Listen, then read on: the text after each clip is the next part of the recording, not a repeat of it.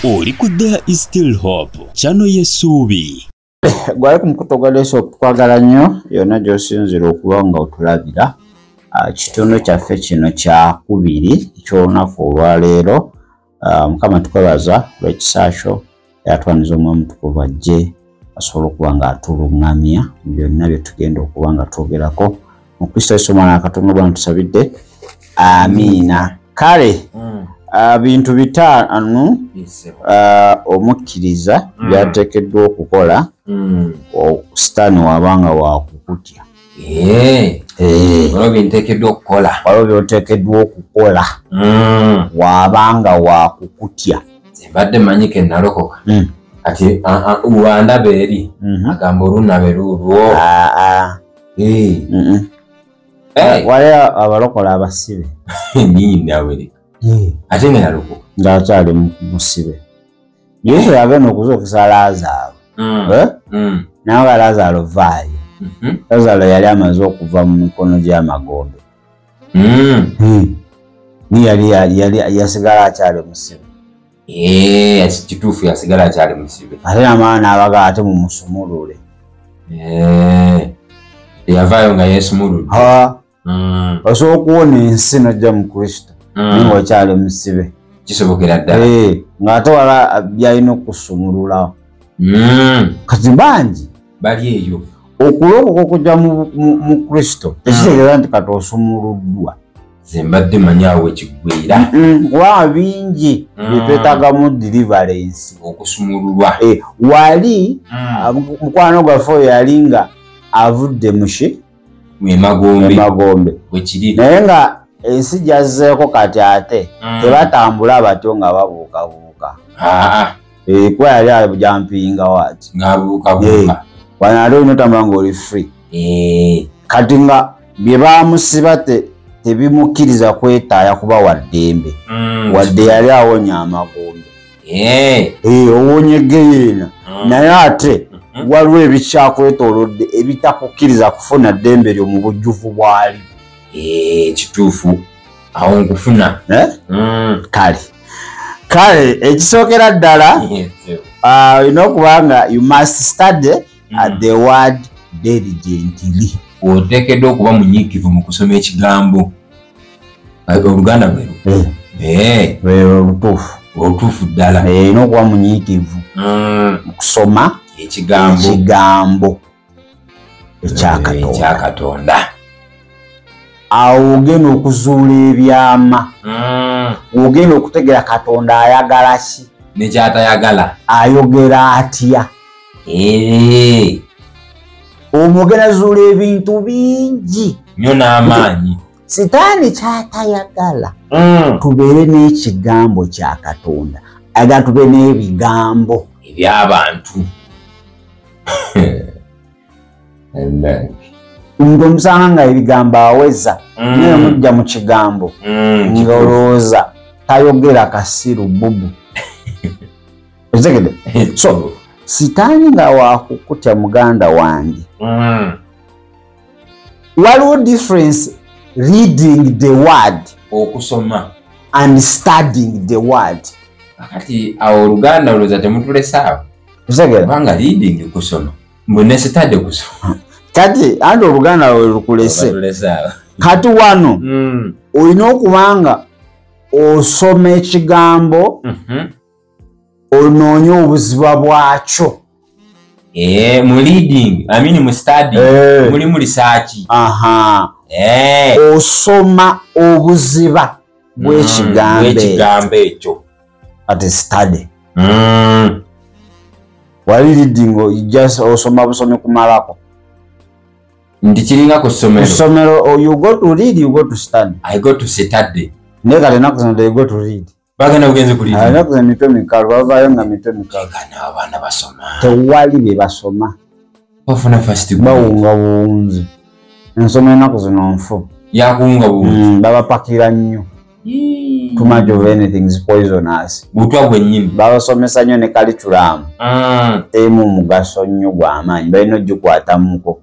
Omusajja kyobudde yagamba nti no baasoma nnyo ne bawunga. Kitegede? Sebo. kati wetudda mu kigambo kya Katonda you must study the word diligently. Olina ogenda mu buziba bw'ekigambo kya Katonda buli lunaku. Kati sitaani ye kyajja okukola tajja kugaana kugenda kusoma. Takugaana. Read the Bible. End there. Komaawo. Don't study the Bible. Bible study olabe bameka? Babayo ng'omu babiri. That is Bible study. Kugenda buziba mu kigambo takukkiriza. Takukkiriza. Nti olunyiri luno tulizimbye tutya? Ku Sunday babeerayo bameka? Ate tusaba abantu. Ku Sunday we read the word. Ku Sunday we reading the word. Ku Sunday teba budde bwa kugenda ku studying the word. Katusome mu kitabo bwekiti. Tuyita kungulu. Omuganda akaterezezza. Mbu studying kitegeeza kuyiga. You're good Muganda. Okwato kimalayo ekyobote. Agamba is a dead one. Kakati. Etebo. Ogambi study sesi kuyiga. Ku Sunday tewali budde buyiga kigambo. Baba bwakusoma. Nakubuulira. Baba bapuliikinga. Tebasomesa. They don't teach. Nagwe ndagamba akantu ako. Yantwala emisinde. Muche. Bwebibe nabirabo bya moyo. Birabo. Etebo. Naye. Preaching is good to non-believer. Okubulira kulungi nyeri abatakkiriza. Naye omwana olokoka. Weetaaga teaching ezijokuyamba ddala mu bikola by'abatume. Bwe kiri. Ne banyiikiranga. Mu kunoonya. Mu nsomesa y'abatume. Bwe kiri. And the breaking of the bread. Kati olwaga bread tolowooza guno. Ati bread mu mubiri gwa Kristo kye kigambo kye. Oteekeddwa okumunyikivu mu kugumenya. Olina okimenya okutuukira ddala ku akatini kali. N'omanya. N'otegeera bulungi nnyo. Kasooli. Ne bamukuba omulamba nti gwe yamu akawunga. Tekisoboka taata. Olina omutwala ku kyuma. Kimukube. Addemu amagezi. Agenda ovaayo ng'alinnya levu. Otwala kasooli wa 5 kilo. Omujja ku kyuma. Kati kilo. Bagamba 13. Kawunga kati. Product ndala. Kati naawe buli woomenye ekigambo paka ku small particle olinnya level. Olinnya eddala. Olinnya grade. Weeyongerako. Naye olemerwa kimenya osigala awo. Tovaawo. Kati sitaani tayagalira ddala oyige. Omuntu ayiga ekigambo n'akimenyaamenya. Ayagala omuntu asoma obusomi. Asoma talina buzibu. Asoma ekigambo. Era ne mukyaki batukubira tukole ki? Tusome. Naye tebatukkiriza kuyiga. Era agabane ku Sunday mujje tuyige Bayibuli. Mujje tusome. Bible study. Ku Sunday. Okulwokusatu. Mujje Bible study tuyige. Kituufu nnyo. Bajja babiri. Ate baagala. Ate nabo bajja leeti. The pastor n'omutesitesi w'ekkanisa Asha be babeerawo awo mu kusooka. Okusatu ajja banaatera okumaliriza. Ekyo obulokola tannakizuula. Sitaani gwe okusoma Bayibuli takirinaako buzibu. Takirinaako tabu. Soma. Takugaanyi. Toyiga.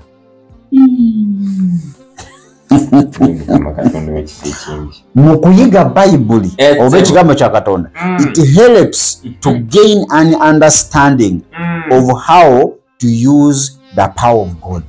Okuyiga ekigambo kino kituyambako okufuna okutegeera okukozesa amaanyi ga Katonda. Tetumanyi gakozesa. Ate tumanyi bajeegali. Tugabuusabuusa. Abamu tugakozesa bubi. Tukolimiramu awo. Kubanga tetufunye kutegeera okukwata ku maanyi ago. Okukutegeera ogenda kujja mu kigambo. Mu kuyiga ekigambo kya Katonda. Bwe kiri. Tusomereko Timoseewo ekyokubiri 5:15 agambye ati.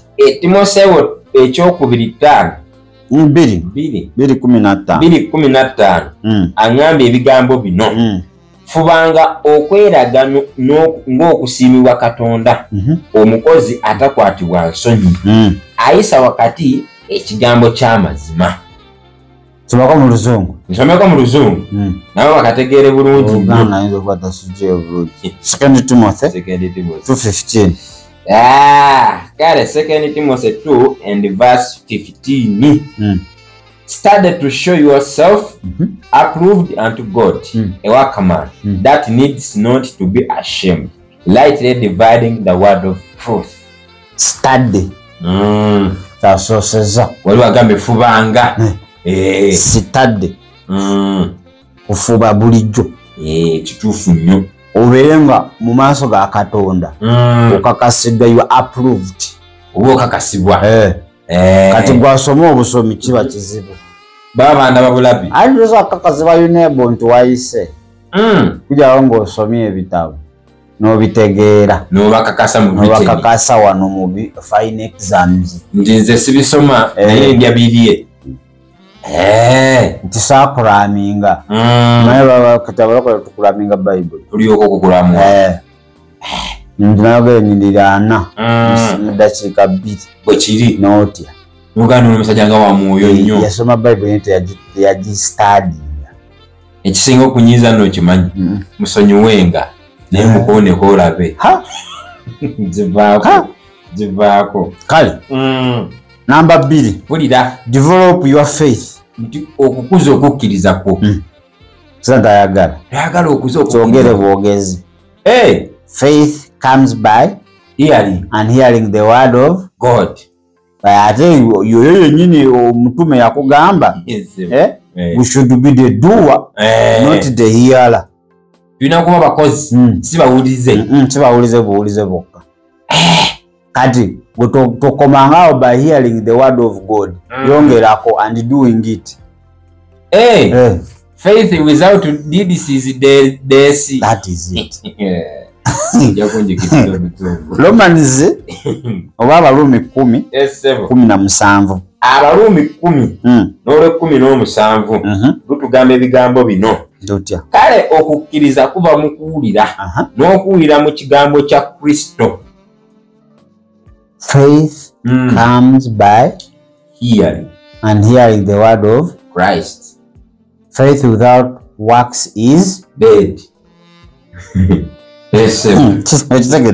So regular exposure to God's word builds faith and confidence in your spiritual authority. Nti kuno okwewaayo ennyo eri ekigambo kino ekya Katonda kuzimba okukkiriza kwo confidence oba n'obuvumu. Confidence kiki?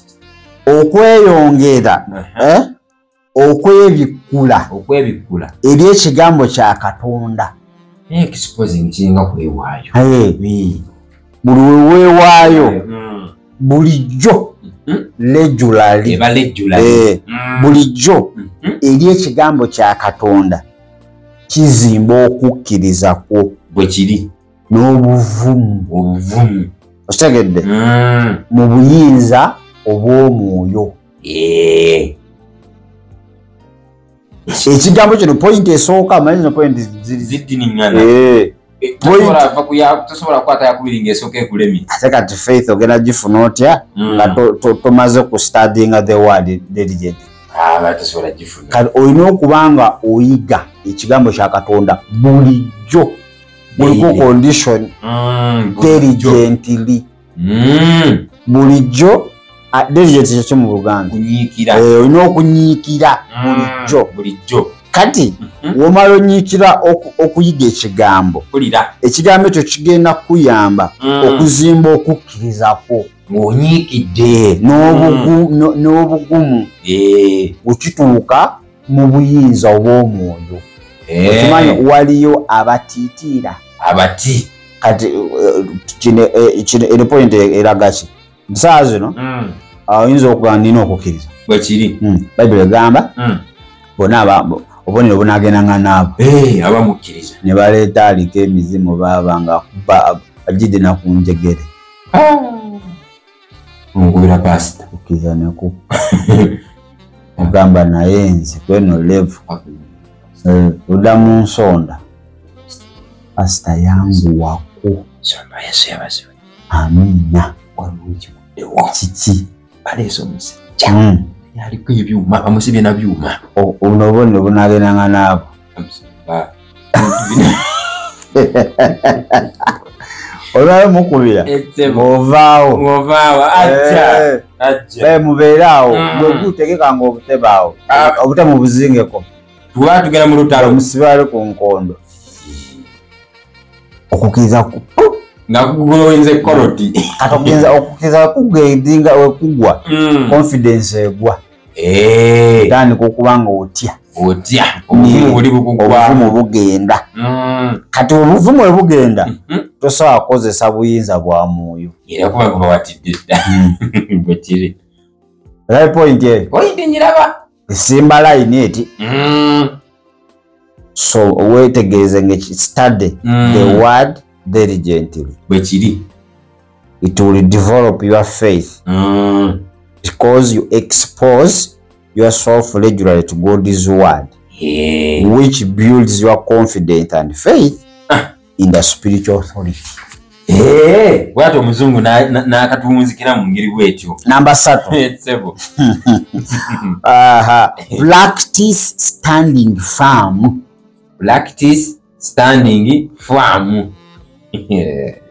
Tandika okweyigiriza okuyimirira famu kyeki okunywera mu kuyimirira. I think waliwo omuntu ng'ojugumira amavivi agajugumira lyawo, but tandika okweyigiriza to stand firm nga tonyenyezebwa. Yoli omukristaayo omulokole gwatugambye atanyenyezebwa. Kati sitaani ayagala nnyo omulokola anyenyezebwa ng'ajugumira mangu. Kati ayagala opracticinge that firmness eyo, obuvumu tayagala. Naye nga kikabonero oba ye practice gy'osobola okukola ereetera sitaani okutya. Example gye nakuwadde ya lion. Empologoma. Anti buli kyabadde akukanga. Katandika oyimirira. Leero sifa wano. Omusajja mbalidde kakiri. Leero dduseko bigere binaga jangu twerage. Ekya nadda. Niwenyenyamu bunyeyoga jangu twerage. Oli nadda. Omwesooka n'omukuba ekikondo. Aba akagira bw'ati. Agenda okwata mu matu bw'ati. Ng'amatu gazimbye dda. Kiki nti kankomewo. Kati olaba wakuba mbadde ntambula byange. Bw'okenkomawo ojja kunda. Ojja kuntegeera. Kankomawo tadda. Yakomawo. Stand firm. Standing firm tekijja buzi. You have to practice it. Kintu kyakweyigiriza. Tekijja buzi olina okyeyigiriza. Tokera kumanya no standing firm. It is a practice. Kya bulijjo. Paka unfitness weevaamu. Oba ni fit, but the more you keep on practicing unfitness okutya okwo nako nga kugenda. Omuzungu kyagamba nti practice make perfect. Makes perfect. Tusomera Abefeso 6. Abefeso 6 13. Katumulaba omusajja ono yatuwandiikira yatugambibwa ati kale 13. Kale amutwalenga ebyokulwanyisa byonna bya Katonda mulyoke muyinzenga okuguma ku lunaku olubi, era mwe bulimala okukola byonna musobole okuyimirira. Twale ebyokulwanyisa byonna musobole okuguma. Okiri kati bino byinza waggulu eno gye tutandikidde ekigambo nkikuwadde okukkiriza nkukuwadde confident nkukuwadde kati olina okutandika okweyigiriza okuyimirira mu maanyi. Kituufu nnyo ekyo. Namba 4, exercise your authority. Start small but constant. Gezesa obuyinza. Tandika na katono neremerako. Okitegedde. Nkitegeera kati eno point Etsebo. yukira number 3 tumaze okubanga tutandise okupracticing firmness Tutandise kati okuyimirira. Kati ofunye confidence Obuvumu kati awo kyekiddako exercising authority kizesa obuyinza.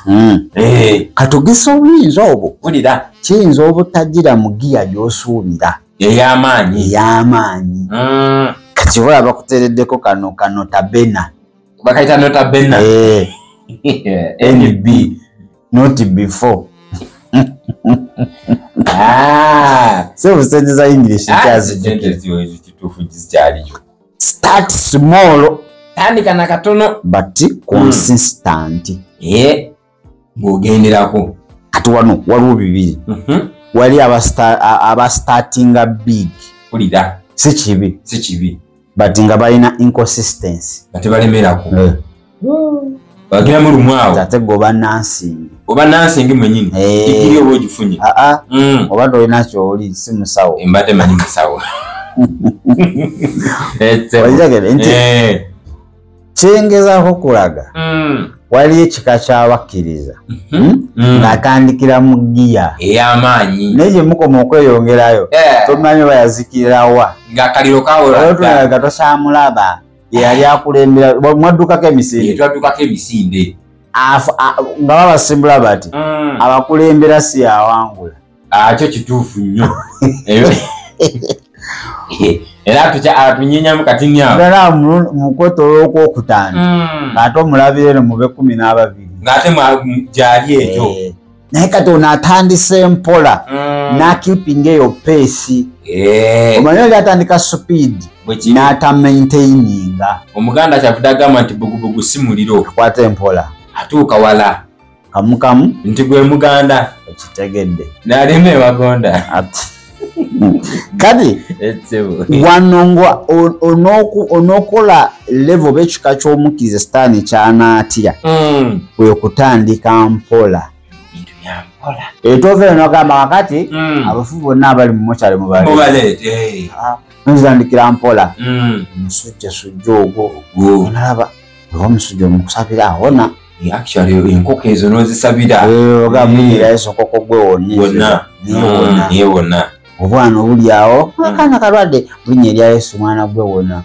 mpola laba level erinnya kiringa n'okusaba tandika dakiika 10 ola oli n'asaba 3 hours n'ogamba kiki kino enkeera noyongerako 12 oli n'ayingira 2 hours and 50 minutes omwezi gena okugwako okuba wanaawa naye nga lejulale ngwa ya bulijjo gundi consistency eyo ne persistence nga tobisudde oli ogena olaba yakubanga 3 hours nga mu wiiki ate akubamu wanaawa mu wiiki ate kati yasigaza ya kitaffe ali mu okwebaka omwaka gugenda okuggwako ng'akuba bukubi bubonero patiri mwana mutukuvu mukama nenyonga musaayi nayingira ekitanda igwe oyingidde essaawa zo 2 kati ogenda okuddamu omwetegereza ku luno ajjukira ne patiri nga naye yamwerabira start small but consistent. So consistency ne persistence bya mugaso nnyo bwe tunaaba tunaabeera ekika ekyo eky'omukkiriza sitaani kyagenda okutya. Sitaani yatya Yesu lwakuba Yesu yalemera from the one yatandika ministry. Sitaani yakola buli kimu kyonna. Tewali sitaani yaluzinga gundi. That consistency ne persistence kwekyo kye yajja okukola bwe kiri. Naye kati sitaani kyakola nti akuleka n'obumbujja ng'essanju lina gisemmere dakika nga kaweddeko agwokera kujja gamba oyo nga bakubye kutaka. So that persistence nnyo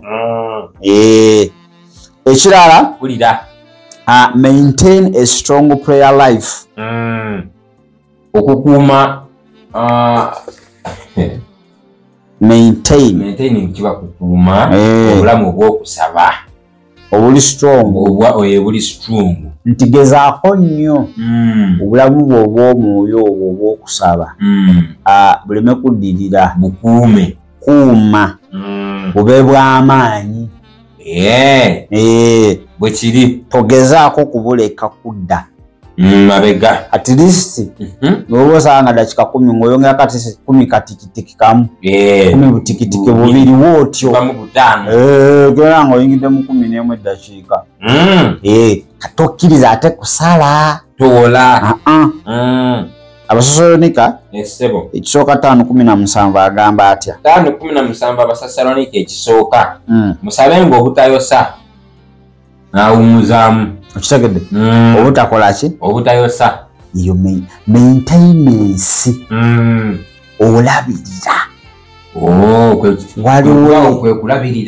waliwo ekyagalwa ekiyinza okuvirako ennyumba eno okumogoka obira kalabalaba buli woolaba nti kino kiyinza okukuba prayer life yange ekyo ng'osiiringawo ozibawo gaapu eyo okitegedde bulungi so make a prayer a lifestyle not an activity kyenayogeddeko eri nti okusaba kubeere kitututu ku bulamu bwo wabula ebeere kubeera event beddimu ekyokubiri devil fears more persistence than perfection sitaani mbw ate abana abagenderako abalemerako okusinga abatuukiridde nanti osobola otuukira mulundi gumu n'obivaako nopondo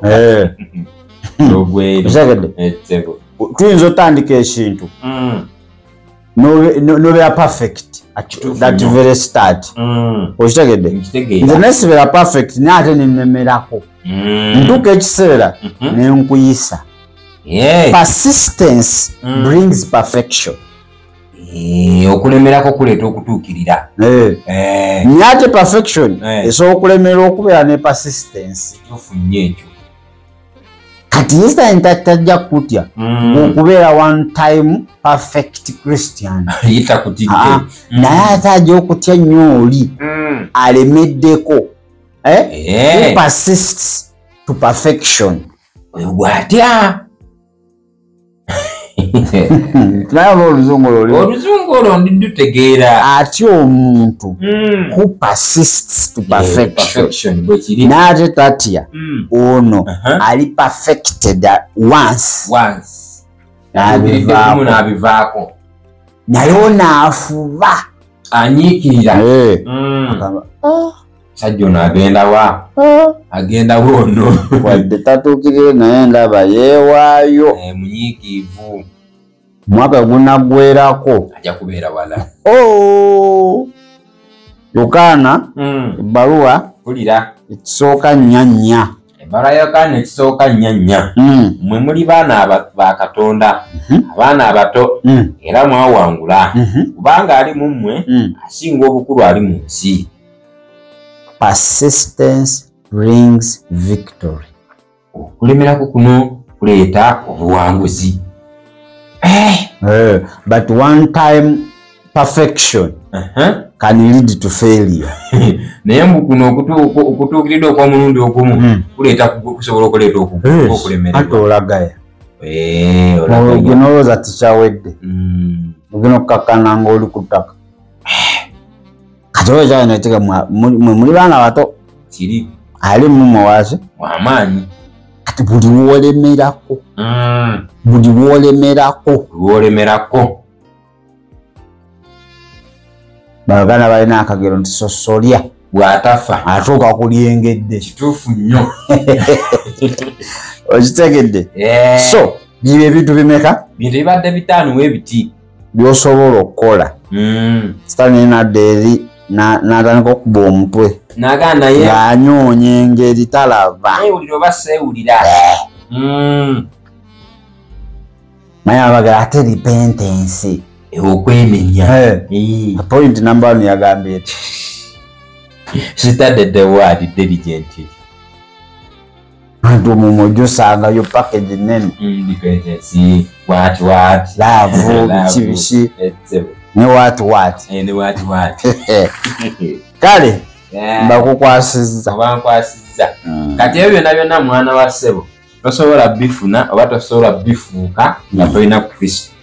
Kristo yekka yasobola okukuwa ekyo ne package ezo zonna nosobola okuba nga ate naawe obitambuliramu. Olwaleero mwetwalire naawe osobola okuba nga ate sitaani akudduka buddusi nga si gwe amudduka. Manyi wali abatya sitaani bangi naye munaye nga so nga mulokole naye nga amutya agamba okwerinda sebuti sanaffe etambula egaludde. Kale bamba wetwalire Kristo ekirawo okutambula nga ogaludde wabula naawe olumbeko. Dama ebigambo bino muganda wange agamba Yesu nkwebaza kubanga nkyali mulamu era nkwebaza olw'ekigambo kyo kiwulidde era nekinkakatako okukwatula omulokozi wange era onyambe onunule okuva mu kutya kulwe mbadde ntambuliramu ompa amaanyi agasobola okuba ne consistency oba n'okunyiikira ekigambo kyo osobola okutegeera tuusa ku kigera kiri ate bwe kyoyagala Kristo Yesu. Amina era amina ddala. Kale bannaffe abali ku TikTok bali tulaba ebintu 5 by'osobola okukola bwe ng'omukkiriza waba sitaani wakukutya. Ekyokera ddala tugambye study the word of God diligently. Eyiga ekigambo kya Katonda ng'oyiikira okuyiga ekigambo kya Katonda. Kino kijja kuyamba how to use God's power. Bwe kiri kijja kuyamba okukozesa amaanyi ga Katonda. Ojja kusoma Timoseewo ekyokubiri 2:15. Ekyokubiri develop your faith. Okukuza okukkiriza kwo. Romans 10:17. The regular exposure to God's word builds faith and confidence. Kuzimba okukkiriza n'obuvumu. Kale eyokusatu practice standing firm. Weeyigiriza okuyimirira busimbalaala. Efeso 6:13. Kyokuna exercise your authority. Gezesa obuyinza. Start small etandika na katono but consistent. Naye nga oyogenderako era ng'olemerako. Ekyokutaano maintain a strong prayer life. Kuuma okukusaba kwo. Make prayer a lifestyle. Okusaba kuno leka kifuuke ekitundutundu ku bulamu bwo. Not an activity. Wabula si dimubulimu. The devil fears more persistence sitaani atya nnyo omuntu alemerako than perfection. Okusinga okukutuukirira okw'omuntu ogumu. Kakati vidiyo eyo jagisanga ku mukutu ogwa YouTube Still Hope. Olabe engeri gye tunyonyoddemu wano tukusuniddeko obusunizi. Kakati katuwumulemu dakika ejja kubeera emu tukomawo njagala tulabe we nali nga nkyali eri lwaki sitaani teyatukkirizanga kulumba madiini malala. Amadiini amalala awono oyogedde ensonga kubanga tumanyi ffenna tulina Katonda Katonda omu tusinga Katonda omu lwaki mwe temutulumba kitegeeza sitaani atutya tuli b'amaanyi tuli b'amaanyi nnyo temutuzanyisa ffe bannaddiini. Kale mudakiika emu katukomewo.